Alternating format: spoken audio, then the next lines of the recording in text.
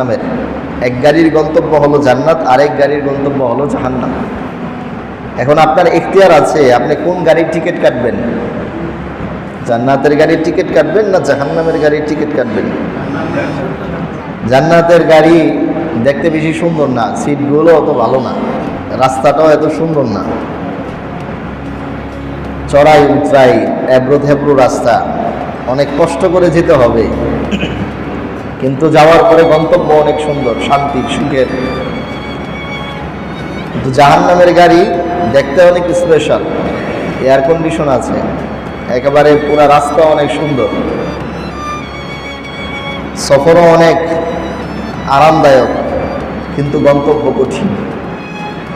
সেই বুখারীতে বর্ণনাটা এভাবেই এসেছে যে হুফফাতিল জান্নাতু বিল মাকারিহ ওয়া হুফফাতিন নারু বিশ শাহাওয়াত। আল্লাহ তাআলা জান্নাতকে